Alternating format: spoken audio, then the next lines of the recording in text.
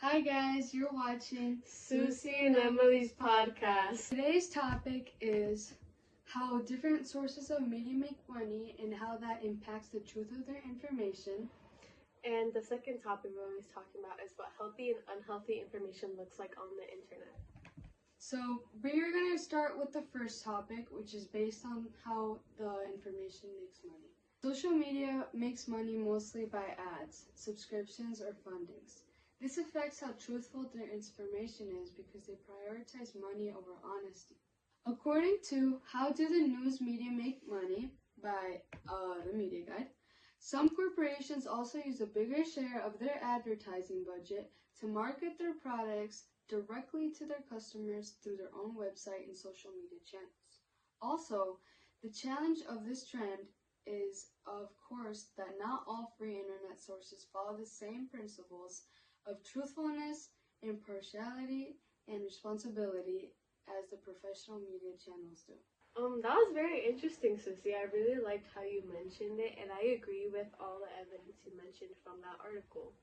So now we're going to mention the second topic, which is what healthy and unhealthy information looks like on the internet. Something that you teens should wonder is, you see a ton of info online every day, but can you tell what's helpful and what's harmful? The media has lots of information, but not all of it is true or healthy. Some information can help people, while other information can be misleading. Healthy and unhealthy information look very different. According to Healthy Social Media Habits, written by Wayne Harrison, the digital world can also expose you to harmful health behaviors. Excessive drinking, substance use, and eating disorders are sometimes misleadingly shown as what everyone's doing or wants to do. Social media can be a tool to improve your mental health, and you can search for health information, hear about others' experiences, or find treatment options. The last thing it mentions is, but there's often misinformation that can spread as well, which was said by Cavazos Ray. I agree that it's important to know what information is good and which information is bad for you, and also how to know what type of information is out there on the media. Well, we should talk about it. But first, what are the goals of social media? Well, the media's goal should be truth and accuracy, but financial incentives and competition can do the opposite of be accurate and create misleading media.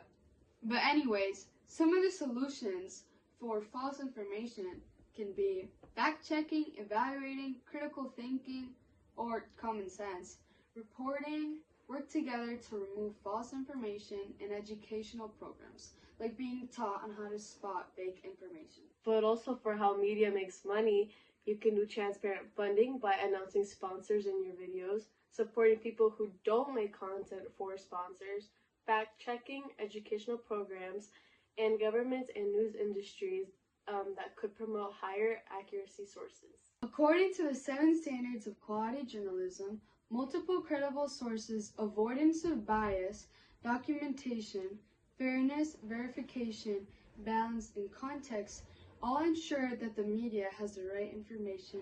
According to How to Combat Fake News and Disinformation by Wes Darrell M., government should promote news literacy and strong professional journalism in their societies. Also, the new industry must provide high-quality journalism in order to build public trust and correct fake news and disinformation without legitimizing them. The way the media appeals to logic, using false information either for profit or simply using misinformation that is unhealthy, is by how they make money, how it influences people with engagement versus accuracy, exaggerated headlines like clickbait, and paywalls. The way the media uses credibility to appeal to people is by using trusted sources, how false information spreads faster than facts, comparison, education, or expertise. Also, they can use biased info. The final way that the media can appeal to people is by emotion, either with confusion, panic, harm, false hope, anger, false medical advice, scams, conspiracy theories which can divide people, and manipulating others' emotions. What can you do to help? You can fact check and you can help other people by reporting.